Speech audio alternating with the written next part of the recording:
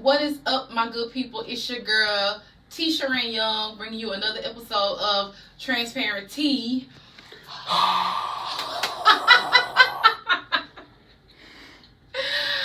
Okay, people, I have a question. I want to start today's topic off with a question because I feel like I'm going to be rambling.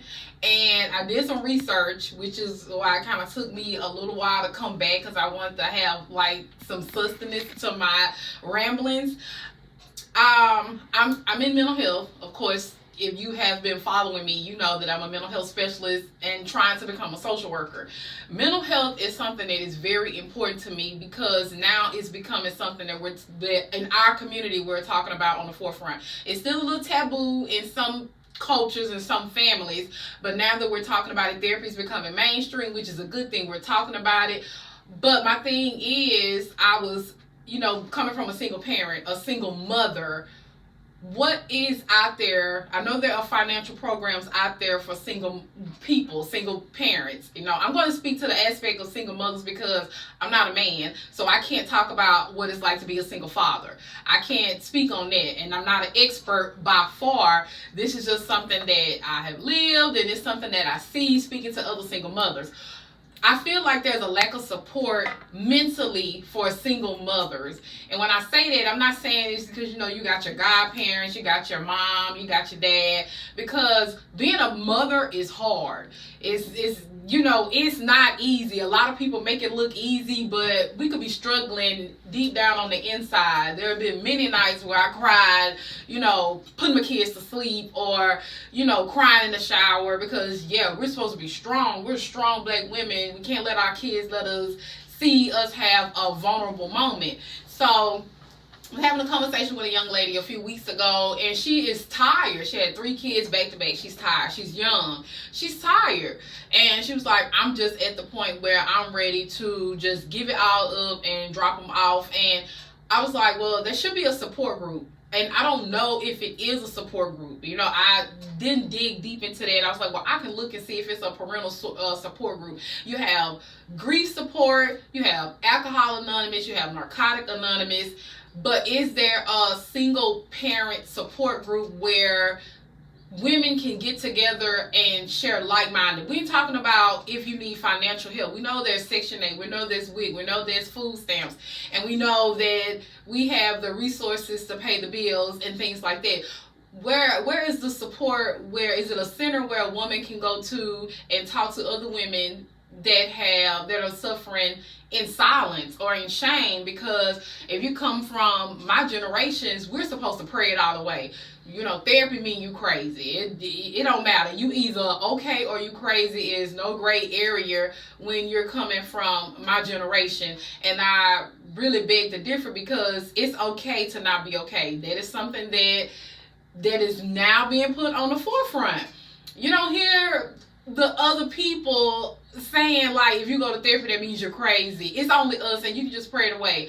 And I was watching a YouTube video, Brittany Vaughn, and she was on TikTok, and it was a girl documenting her mental health struggles, and she's not okay, and people in the comments were just telling her to pray. Would you tell a person that has cancer to just pray it away? Would you tell them not to go to the doctor and just pray? Would you tell a person that has any type of other debilitating illness or life-threatening illness just to pray? Yeah, you pray, but would you tell them not to listen to the doctor? Yeah, I got cancer. I know you got cancer, but don't go to the doctor because the doctor don't know what they're saying. We just gonna pray. So if you would take your physical health seriously, why wouldn't you take your mental health seriously? And if you have a circle like that, then I would suggest you kind of cut that part of your circle out because when you're not okay. When you're not feeling your best. And when I say being a single parent, you have postpartum depression. You have postpartum psychosis. You have perinatal psychosis. And I was looking for the statistic because I was on Google, as one does, looking up stuff so I can have something to talk about. And I don't know the actual percentage. I want to say 25%. I want to say it said 25% of women are more likely to become psychotic within the first 6 weeks, 6 months after giving birth. that 25%, 25 doesn't look like a lot, but if you think about it as a whole, 25% of women are more likely to become psychotic after giving birth. This is not saying like if you just okay and you never suffer from anything, because we're gonna be real. I think everybody suffer from something. Just a little something. Everybody ain't just walking around here okay. You know, if somebody got something going on. And it don't have to be, it could be a little depression. You know, when they say, oh, you feeling blue, that's depression. And depression is nothing that you need to be scared of. People be sad. It's okay to be sad. You could grieve the loss of something, a friendship, a job. It's still grief. And everybody is suffering from something. So if you take an account of a young lady who has already been, let's just say, raised in trauma. You're raised in trauma, and like I said, if you're coming from my generation, you were taught to sweep that under the rug. We don't talk about that.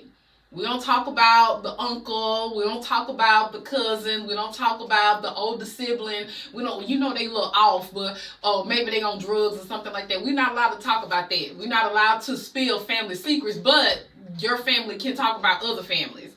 You're not allowed to talk about your own.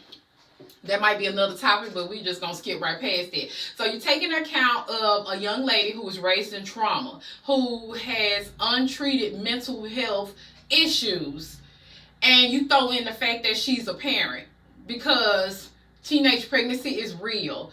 Most of us become parents before our brain can form. You're not a fully developed, your brain is not fully grown until you're 25, which means you're not allowed to make grown-up decisions until you're 25. So everything before 25 was a stupid decision, and they discount that. I became a mom at 14. I did not have that choice. Somebody took away my choices to make that decision. Matter of fact, I had all my kids before my brain was fully formed. So it was very irresponsible, and I can say that because it's me. You can't say that, though. You can't tell me that. I can say that. But take into account of that and throwing in postpartum psychosis, and it's still untreated. You know, so now you're a single parent. Well, if you do have that person, just say, because it happens to married women as well, but you're still alone raising this baby, because if you want to sit at home and be a stay-at-home mom, somebody gotta provide. So your husband is going to be out there working. And I see this all the time on social media where, you know, we're not like our grandparents. Your granddaddy went out there and worked all day while your grandma was sitting at home, or being a housewife in the house with a lot of kids, because that was our culture. We was going to have a lot of kids. But my grandma stopped there too.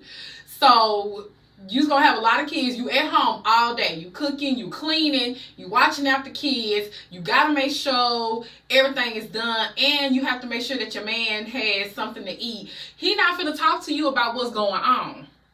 I don't know if that has changed, because, you know, I'm not married.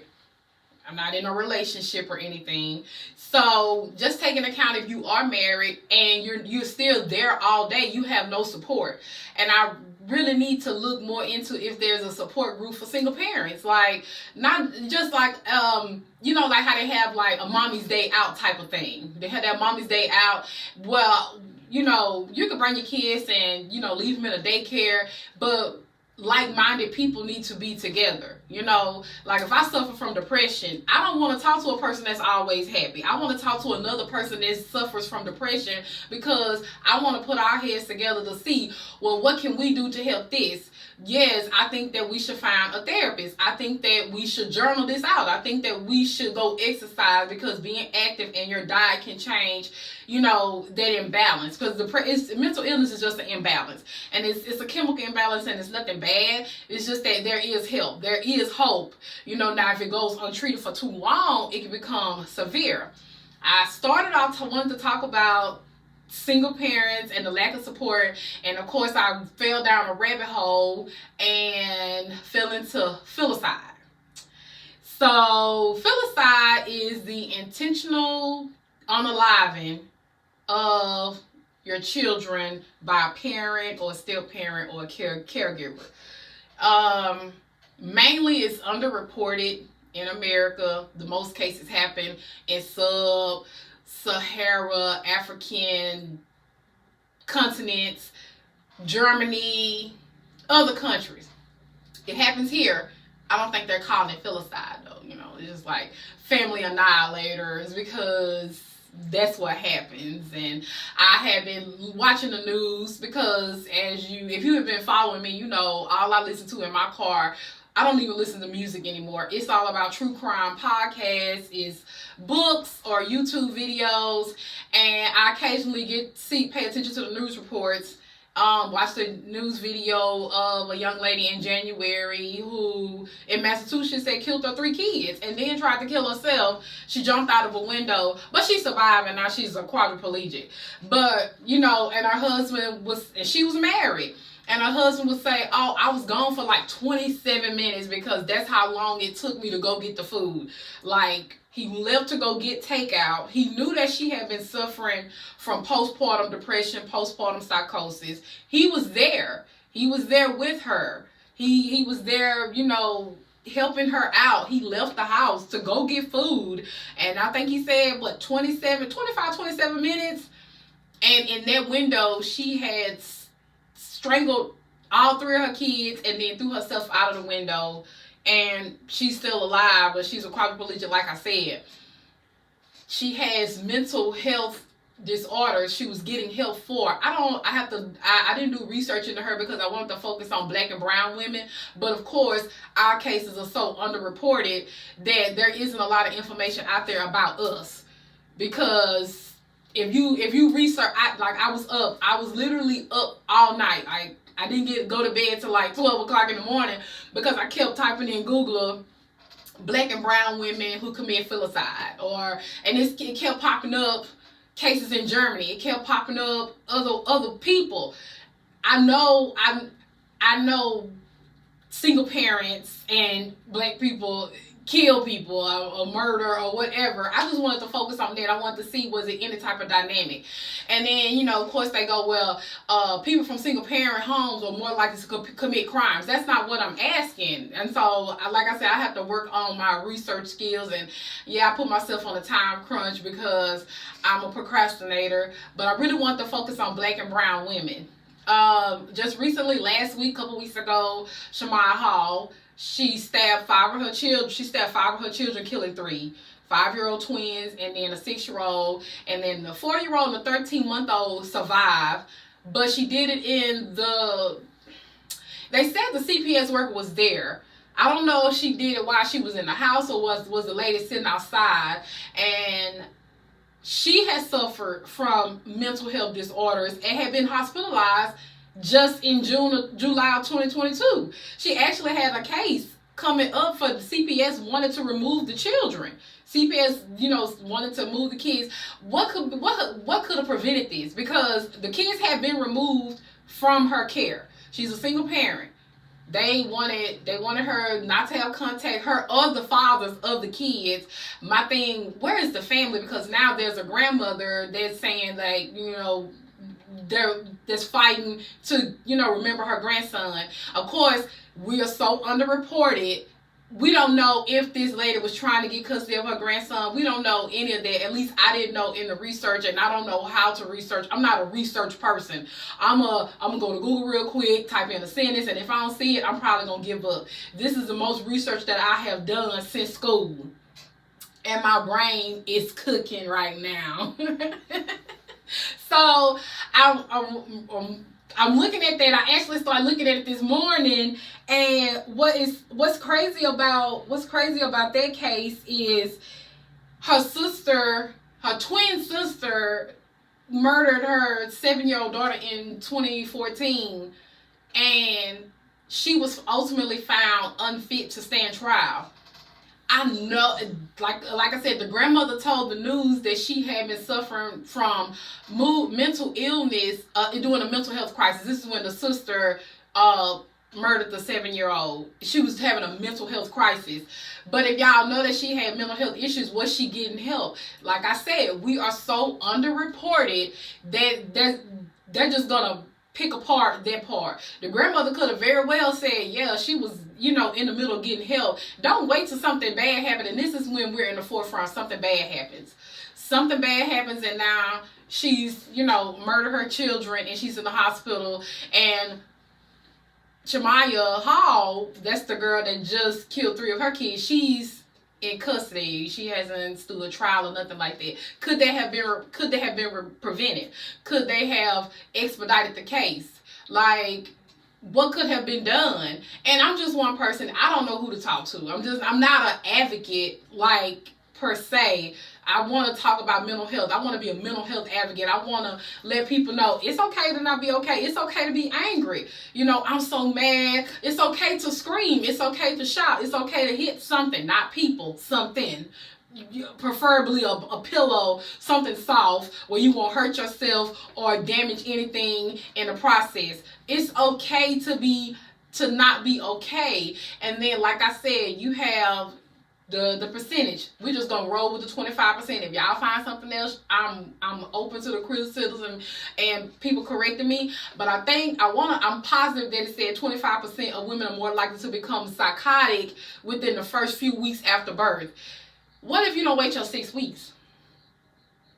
That's another question, because a lot of women don't wait their 6 weeks, or you're not fully yourself. How long does it take to become fully yourself? Well, every woman is not the same. A lot of people can have a baby and jump back up and go to work. That was me. I didn't have a choice, though. I had to have a baby and go right back to work because I am a single parent. I didn't have any support. I did not have a village.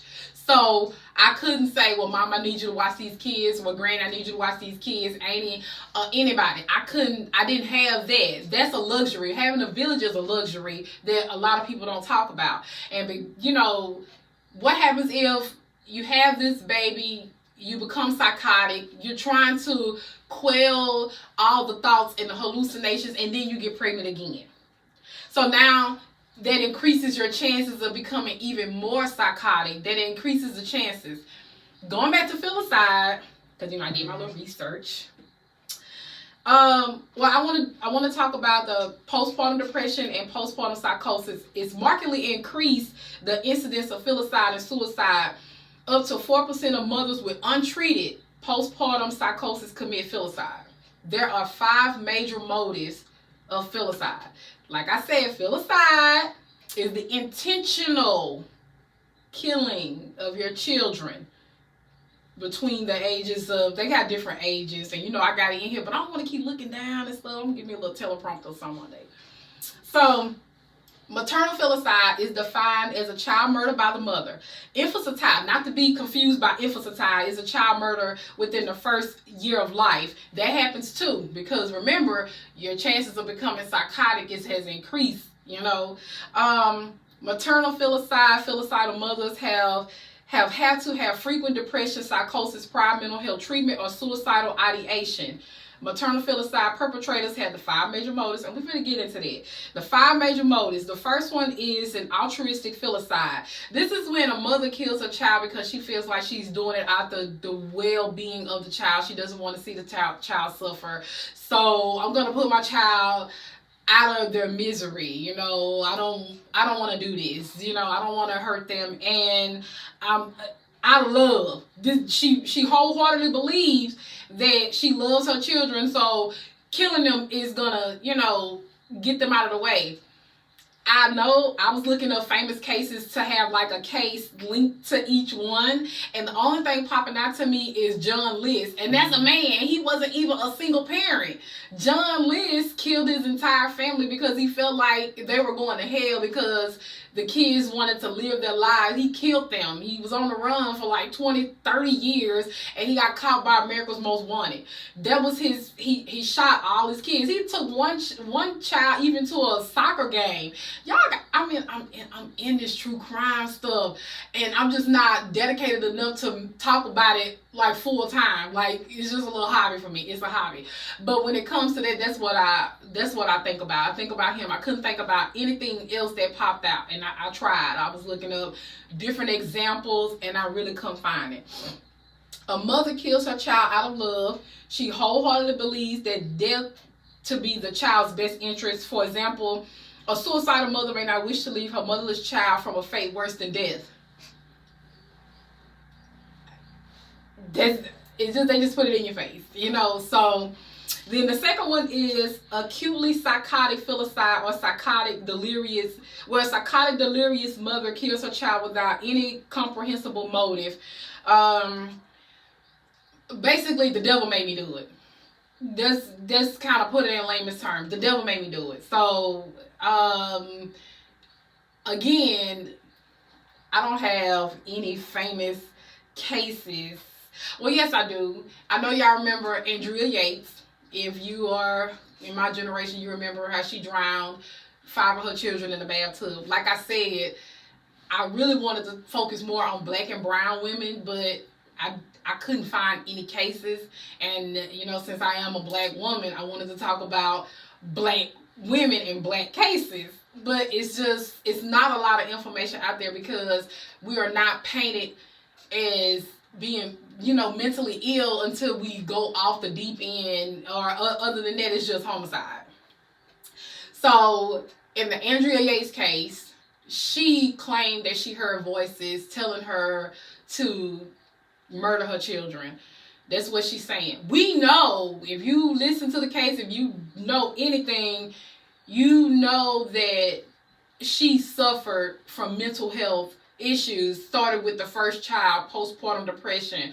It started with that. She was married, so she wasn't a single parent, but like I said in a few minutes ago, her husband had to work, so she was there all day with the kids, and then she had these kids back to back, back to back, back to back. She did not want to take the medicine because she stayed pregnant. Then when she did take the medicine, because you know the medicine is working, she stopped taking the medicine. So she fully believed. Then she was a member of this radical church who told them that they were living the life of the devil and they needed to downsize. So they sold their big beautiful house in this big beautiful suburb and moved into a mobile home or a bus or something. It's been a minute since I watched the case, but this is kind of like some key points. Like when you're already mentally ill and you let people get into your head and you tell you stuff, you're going to try to conform to that. And the husband really, I don't even know if he really had a backbone, because how you okay with some outsiders telling you, you know, that your wife needs to downside? I don't know. I ain't judging. I don't want to victim blame, but it happens. It happens a lot. Number 3, maltreatment filicide occurs when death usually results from cumulative child abuse, neglect, or Munchausen syndrome by proxy. We already know if you know what Munchausen syndrome by proxy is, if you're familiar with Eminem and how his mother suffered from it. Famous case, the Gypsy Rose Blanchard case, where her mom, Dee Dee Blanchard, suffered from that. Now, I'm not well versed in that, and she was a single parent, but she was getting support from the dad. She was divorced, and she took Gypsy off and had Gypsy believing that, you know, she was younger than what she really was. Gypsy set to get out of jail this year. So I know she gonna get a show, she gonna get a book deal, she might even get a talk show, because people gonna want to know, you know, what is going on with Gypsy now, because Gypsy been in jail for 10 years because she had a boyfriend kill her parent. And in this case, no, Gypsy did not die, but she could have very well died. You know, and that's another form of filicide. The 4th motive is unwanted child filicide. A mother kills a child as a hindrance. Like I said, I really couldn't find a lot of cases, because I wanted to talk about the 5 major motives, and I wanted to have an example with each one, and I couldn't find it. Maybe somebody need to help me research. I'm not a research person. The 5th one, which is the most rare, is spouse revenge filicide. It's poorly understood, and it's a rare form when a mother kills her child specifically to emotionally harm that child's father. It happens. It's out there. The hindrance, I can't go back to that. I do know a case. I do know a case. The Susan Smith. It happened in like 1991, 92. We were kids. Well, I was a kid. And it's the lady that she was married. She was divorced. But she met another man.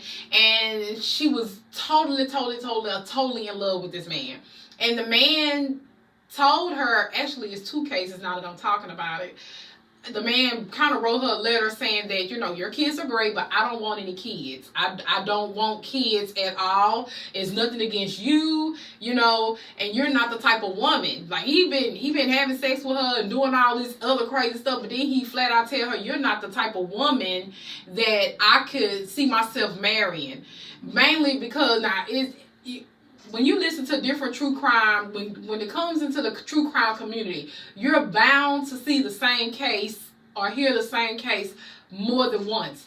And I'm listening to this last week, and I said interpretation is something. Interpretation and perspective coupled with comprehension, you're going to get two totally different stories. Like in the story that I just heard about Susan Smith, because I had heard it before, the lady was saying that the guy, well, she read the letter, so I'm assuming it's true. She read his actual letter.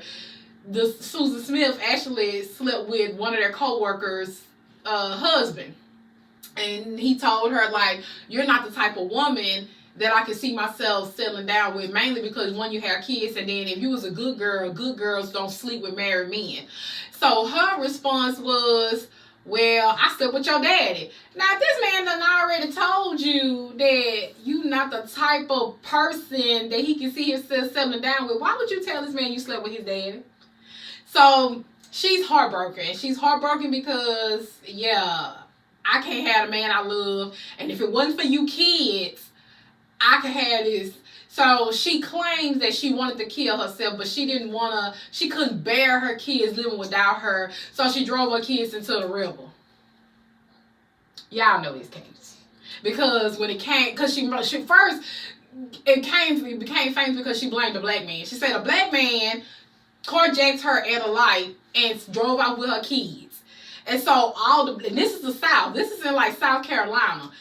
You can't, in South Carolina, come on now. You can't play. He had all these black men scared. Like, police was really looking for this black man that stole his car and drove out with two little white kids. So she was essentially putting a target on all these men back. And, you know, it was crazy when it came out because, you know, her story wasn't adding up, you know, and then the comedians started talking about it, talking about ain't no black men. Black men don't even want to take care of their own kids, and why would they steal these two little white kids? It was crazy. Another case that comes to mind when I think about this form of filicide is Diane Downs. Like I said, we are underreported. I don't know if it's a case out there where a black or brown woman essentially committed filicide because her kids got in her way. You know, I don't know. It might be, I know it's out there, but I don't know. I couldn't find it. And Diane Downs, here she go, another woman that call herself falling in love with a man that didn't want kids. Actually, this man had a vasectomy when he was young, so he wouldn't have kids. He just, and nothing against you and your kids, I just don't want them. And she shot 3 of her kids, killing one. She shot 3 of her kids. She was like, yeah, y'all slowing me down. You know, and she in jail still to this day. And then even when she was out on bail, she got pregnant again. You know, she got pregnant again, then she was pregnant and had the baby in jail. That was a mess. A relatively high incident of filicidal thoughts has been found in mentally ill women. Study of depressed mothers with children under 3 found that 41% had thoughts of harming a child, compared with 7% of mothers in a control group. Parents commonly disavow their filicidal thoughts because of concerns that their children will be removed from their custody. Global statistics indicate that perpetrators of filicide are more likely to be female, which differs from the global gender statistics of other types of homicides. Mentally ill women who committed filicide were found frequently to be diagnosed with psychosis, depression, or suicidality before the offense. 6,144 people were convicted of homicide. Out of those 6,144, 297 were filicide. This is worldwide, I'm pretty sure, because like I said, is underreported here, or if it's reported here, they're not calling it filicide, and it's in the other countries. It's in, you know, all those other places. And 45 cases were filicide suicides. 195, 66% of perpetrators were fathers. Mothers were more likely than fathers to have a history of mental disorder, 66% versus 27%, and 17% of mothers have schizophrenia or other delusional disorders. Overall, 8% had schizophrenia and 37% were mentally ill at the time of the offense. 20% had previously been in contact with the mental health service. That's low. 12% within the year of the offense. That's very low, which means they probably felt like they didn't have any help. They probably felt like they didn't have any support. And I don't want to be dark. But I know that if you are fed up, you can do some stuff that you cannot come back from. And this is not speaking from being a parent. When you are pushed to your breaking point, being that you're already dealing with something else and somebody pushes you, we're gonna throw single mothers to the side for right now and talk about road rage, because you never know what a person is going through when you cut them off on the road. You never know if this is the day, because I'm pretty sure a lot of us have said, I ain't for today. Like, today, anybody can get it. Like, today gonna be the day. If they say something to me, I'm going off. You say that in passing. You say that to be like, you trying to get yourself ready for the day. But there are people that say that stuff and they really mean it. It's essentially fuck around and find out. That's it. Fuck around and find out. Like, I told you, don't play with me. I told you not to mess with me. You on the road. You seen the road rage cases. So if you're pushed to your breaking point and you're already suffering from something that's untreated or that you feel like you can't get treatment for, you can be pushed over the edge. So just think about a single parent, a single mother that has no support, that has been pushed over the edge, and filicide happens. I only wanted to talk about the support, but I'm telling you, as much as I Googled, it kept coming back to that. There was another famous case. I really didn't want to give her any type of coverage because she's evil, but you have the case of Michelle Blair, who was essentially known as the freezer mom. And this is the lady that had 2 of her kids in the freezer for up to like 3 years. And she was abusing her kids. There's an episode of Evil Lives Here. You know, this is a black lady who killed her kids and then showed no remorse. She has suffered. She suffered, they're telling you that she suffered from some type of mental illness. But what, in all the cases and all the shows that I had seen, she wasn't protected as a black child. When she did find the courage to tell her mother that her stepfather or uncle or somebody was molesting her, her mom basically blamed her. What do you do in that case? You're left to unpack that as an 8-year-old, and everybody can't process that. Everybody is not equipped to process that type of trauma. So going back to childhood trauma, and then you're having a child as a teenager, or even as an adult, but more than likely you're having a child as a teenager with unchecked trauma.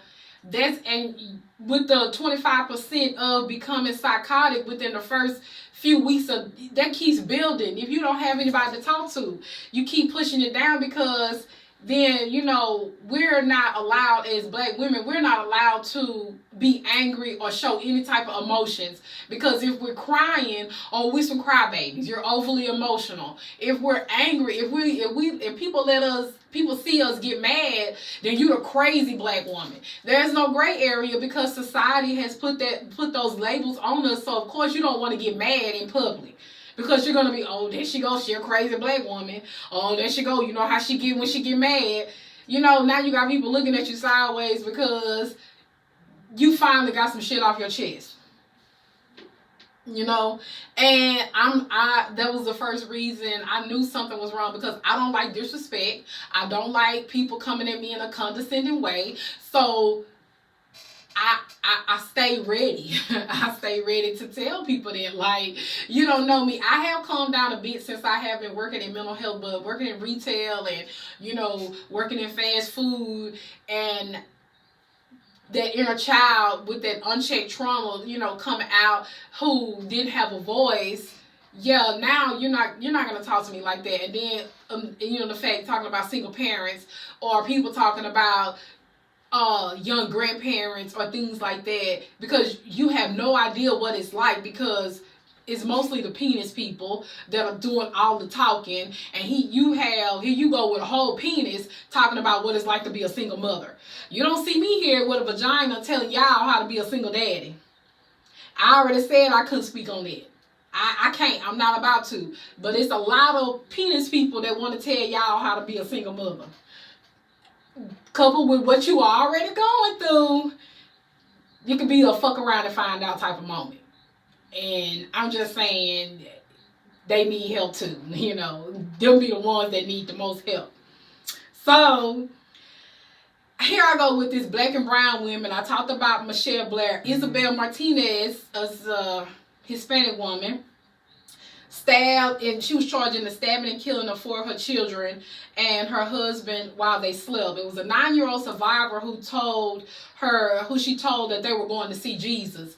Would that be, let me go back to my notes.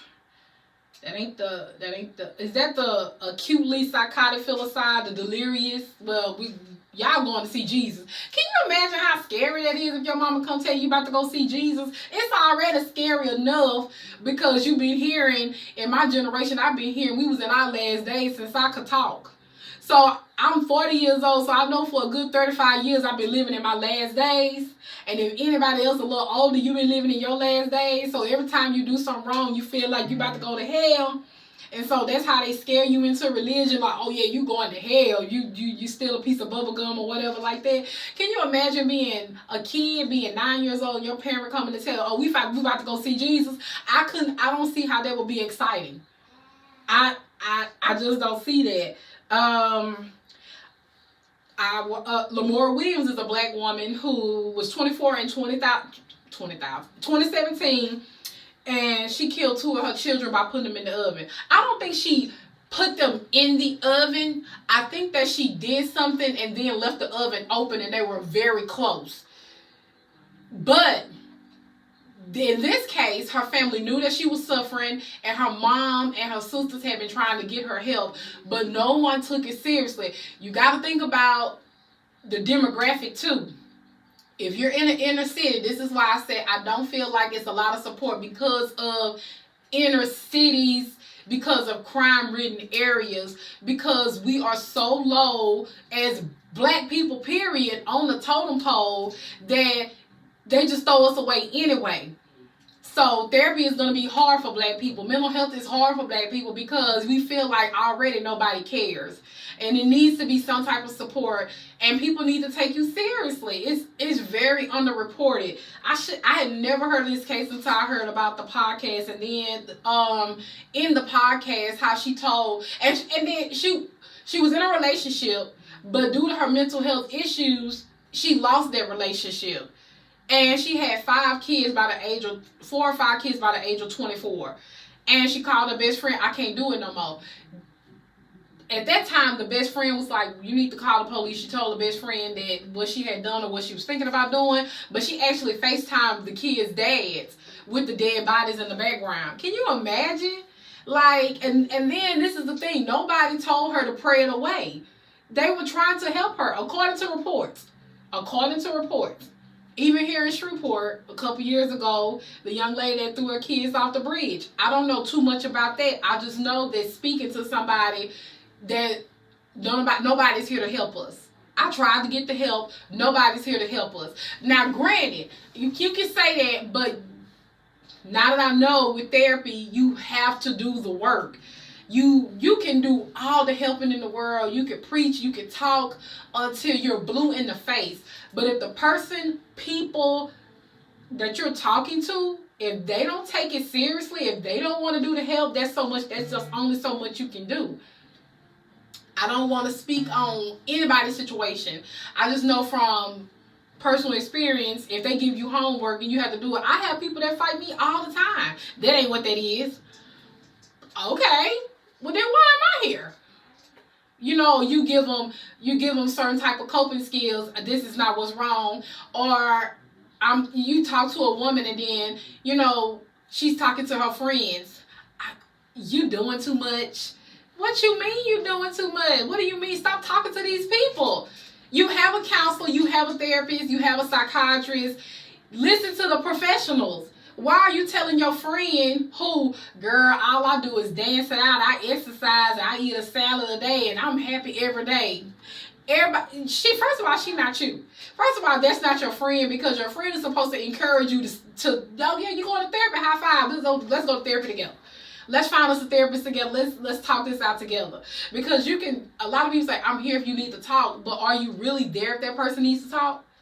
Is that person really there? Because a lot of people say a bunch of cliche stuff. You know, you can throw that out there. If you ever need to talk, I'm here. But are you there? Are you mentally ready to talk to a person that is going through something that's so deep, that's so tragic? And keep in mind, you've probably never been through it. So you can't relate. So you have to have an unbiased opinion. And you not only have to have an unbiased opinion, you have to be there to, what is the word? Tell the people something that's not cliche. Like, oh, I know what you going through. Do you though? You can't be a person that has one child and tell a single mother of 4 or 5, I know what you're going through. You don't. Thank you for thinking. It's just like with grief. I know how you feel. No, you don't, because my grief isn't your grief. I lost my mom when I was 19, and I used to hate when people tell me, I know how you feel. No, you don't. You still have your mom. You can still call your mom. You can still go see her. My mom is in the ground. I can't see her, so you can't tell me you know how I feel. And even if by chance you did lose your mom the same age that I lost my mom, your grief is not my grief. My grief is not your grief. So the best thing you can say is, because I just told somebody this, I'm not going to tell you I know how you feel. But me and grief have a love-hate relationship. That's what I said. Because I don't know. I don't know their grief. And I'm not going to put myself in a position. I'm a single mother of 4. I made shit happen. I can't tell another single parent, well, you know, I know it's hard and you can get through this. I can say that, but she ain't going to want to hear that. Not if she's struggling. She's not going to want to hear how I overcame my obstacles by myself. She's not going to, because my issues aren't her issues. And in today's age, I did this way before social media. No, I never thought about harming my children. No, I never thought that I was psychotic. I was depressed as hell, but I already had depression, unchecked depression, and unchecked childhood trauma from a childhood that nobody talked about, that nobody wanted to talk about, that I'm just now addressing as a 40-year-old woman. Well, I was in therapy around 38. So after I lost my dad, this is when all the issues come to the forefront, and now that I want to confront it, the person I need to confront the most is not here for me to confront. So I just know that there should be other programs in place for single parents. For single mothers. I need to see, how do I start a nonprofit to get together with women, like-minded women that wants to just talk it out. Like, yeah, you got your good girlfriend, but you want to talk to somebody that don't know your situation.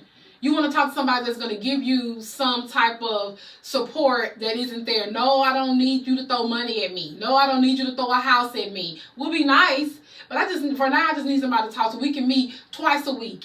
It could be unauthorized therapy sessions. Girl, my child did this, and how do you do, like, when you asking for advice on potty training, you can't potty train all kids the same. Everybody don't cook the same. Your fried chicken recipe might not be my fried chicken recipe. So who's to say it's wrong? Two things could be right at the same time. My right could be right, your right could be right. I hate a person that wants to argue their right onto my right. Go debate somebody else. Don't tell me. Don't push nothing down my throat. Don't do any of that. According to Child Murder by Mothers, Patterns and Prevention, a study by Resnick and Hatters-Friedman, between 16 and 29% of felicides end with the murder's suicide. most recently, like I talked about the lady in Massachusetts, her name was Lindsay Clancy. She killed her 3 children and attempted suicide and had been previously diagnosed with some form of mental illness. And I talked about Andrea Yates. I talked about Lindsay again. It was Raina Mersane. She stabbed 7 of 8 of her children, then stabbed herself 35 times.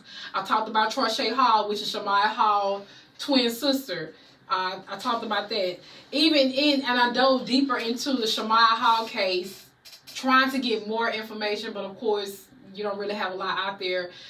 The children did not live with her at the time, but CPS suspected that she was having unsupervised visits with the kids.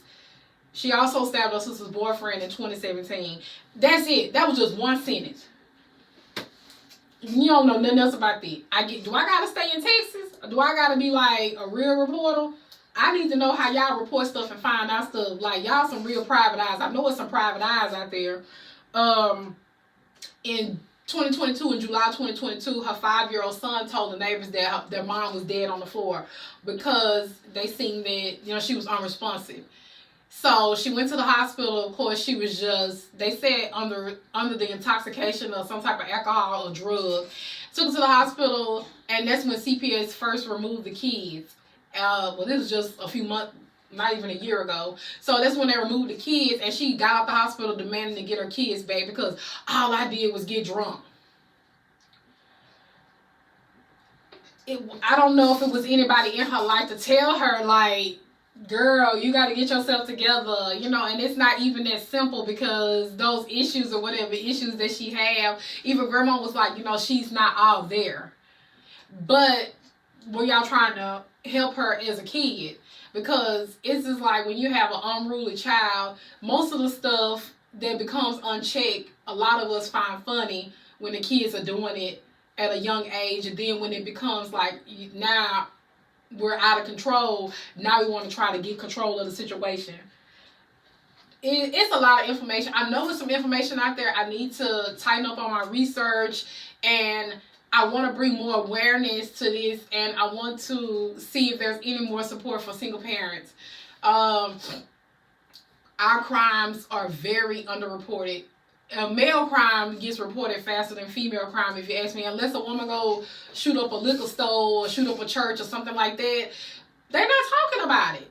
They're not talking about it. It's something very dramatic has to happen, for anything. Because female crimes are very underreported. You get one sentence. As a matter of fact, when I was reading the Shamaya Hall case, she got maybe 3 paragraphs, and then you scroll down a little bit because it say read more. There's another case of somebody being found in a motel. Not discounting that case of that person, but why can't she get a full page? Why isn't there any more about her childhood? Why is it just the grandmother? Where's the parent? Where is?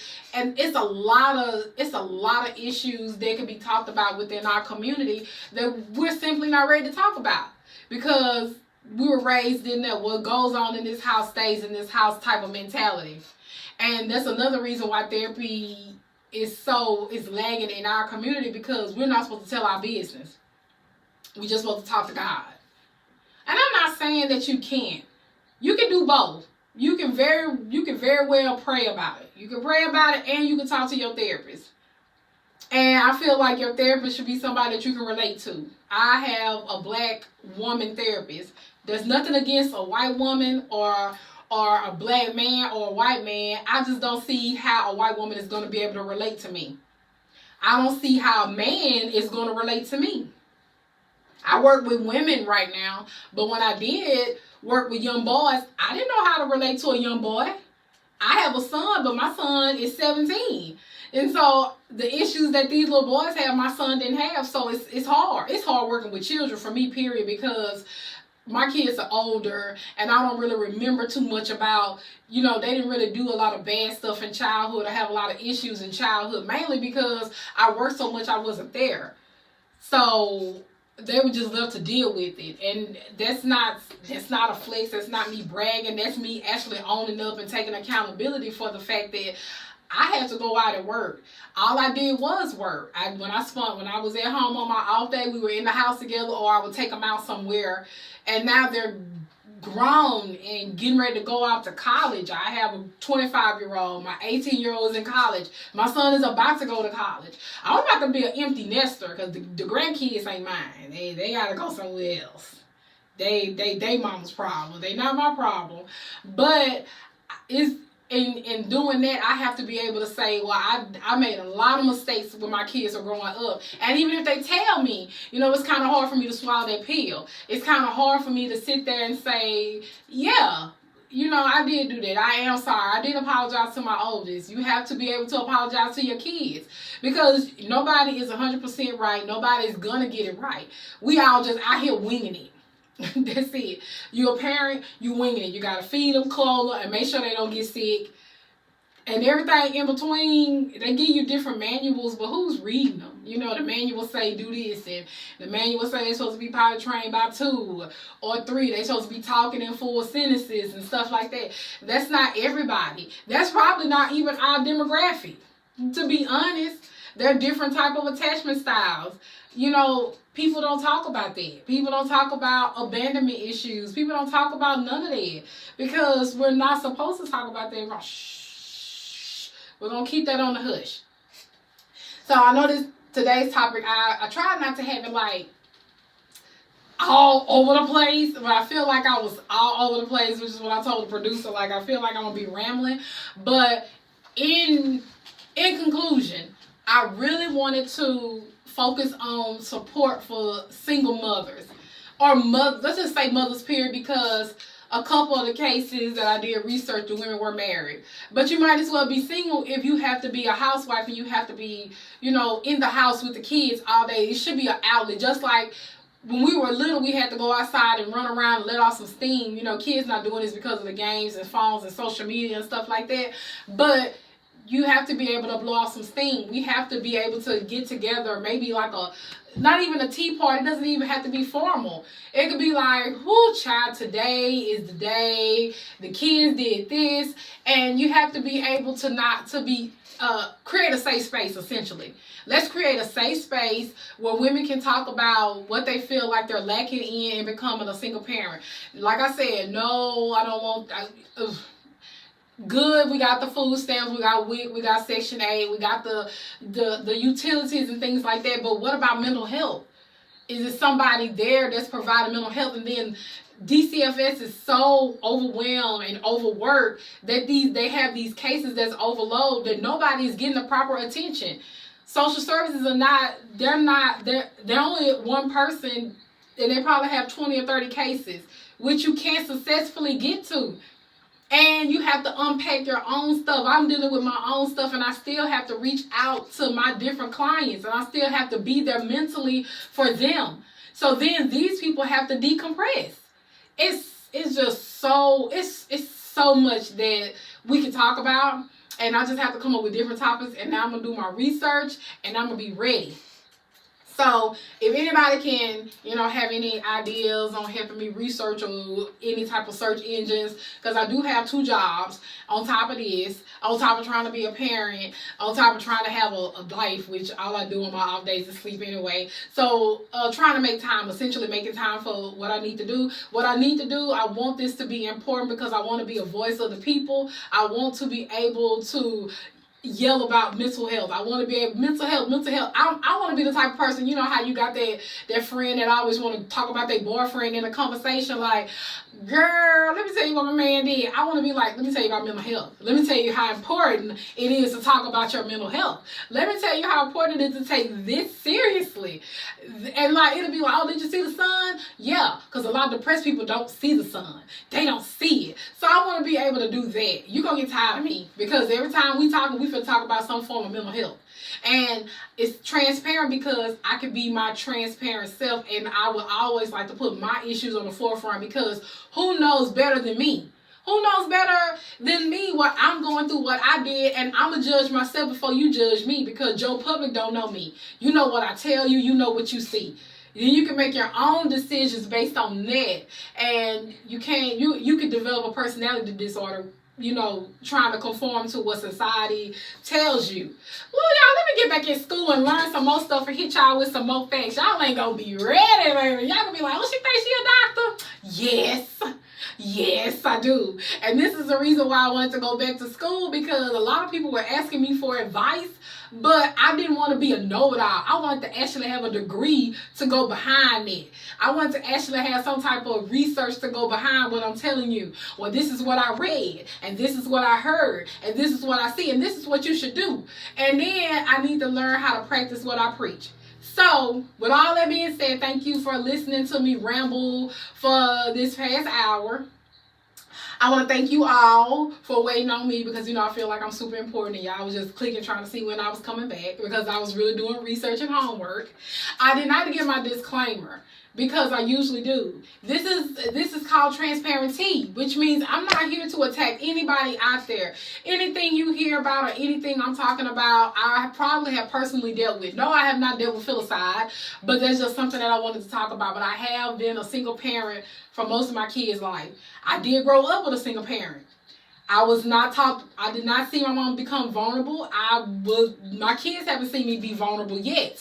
So, this is something that I want to talk about. We need support. We need mental health support for single parents, single mothers, mothers, all of that wrapped in. I think it should be separated. I think it should be single mothers. I think it should be single fathers. And I think it should be married women who are housewives and, and want to seek other support out there besides what they feel like, they can't get out of their husbands, because somebody got to work. Both of y'all can't be at home supporting each other, and of course she's not going to want to support him if she's dealing with the kids all day or soccer practice and things like that. So I think it should be more programs like that. In conclusion, that's basically what I wanted to say, because I know I went around the world and back again with what I was talking about. But thank you all for listening and watching out there. Bye.